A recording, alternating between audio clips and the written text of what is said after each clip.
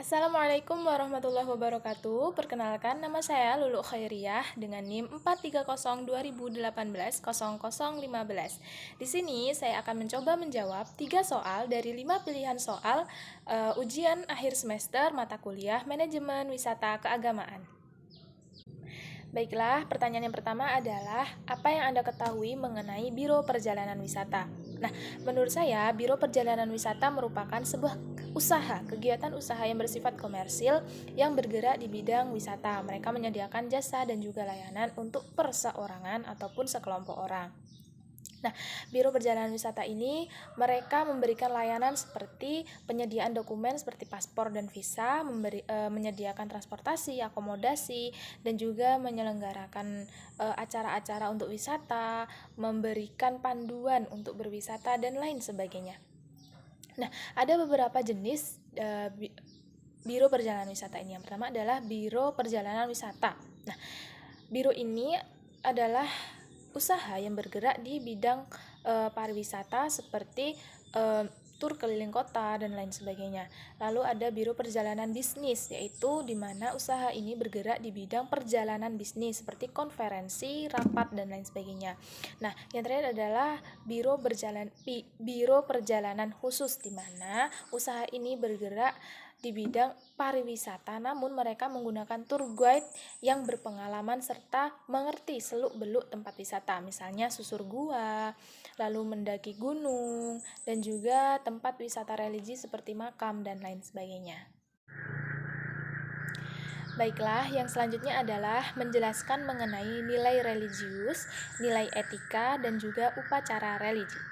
Nah, menurut saya, nilai religius adalah nilai keagamaan yang berhubungan dengan Tuhan Yang Maha Esa, di mana di dalamnya memiliki 3 unsur, yaitu akidah, ibadah, dan juga akhlak. Nah, contohnya apa? Kalau dalam agama Islam itu contohnya adalah sholat, di mana sholat menghubungkan antara hamba atau manusia dengan Tuhan Yang Maha Esa, yaitu Allah Subhanahu wa Ta'ala. Yang kedua adalah etika. Nah, nilai etika merupakan nilai tentang baik atau buruknya seseorang dalam bertingkah laku di dalam masyarakat. Nah, nilai etika ini berhubungan mengenai seseorang dengan orang yang lain, seseorang dengan kelompok yang lain, kelompok satu dengan kelompok yang lainnya. Nah, yang ketiga adalah upacara religi. Nah, upacara religi ini biasanya disebut juga dengan ritual.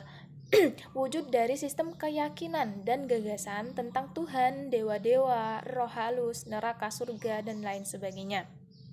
Nah, hal ini diwujudkan dalam upacara religi ataupun ritual ini sendiri. Nah, contohnya apa? Contohnya adalah yang pertama ada tabot. Nah, tabot ini merupakan sebuah ritual ataupun upacara religi yang ada di Kota Bengkulu. Yang kedua adalah ada Dukderan di Semarang dan lain sebagainya. Nah, selanjutnya adalah transportasi seperti apa untuk mendukung suksesnya pariwisata. Nah, tidak dapat dipungkiri bahwa zaman sekarang transportasi merupakan hal yang sangat krusial ataupun penting bagi kehidupan manusia. Transportasi dapat menghubungkan seseorang dari satu tempat ke tempat yang lain dan satu daerah ke daerah yang lain. Transportasi ini dibagi menjadi 3, yaitu transportasi darat, udara, dan juga laut.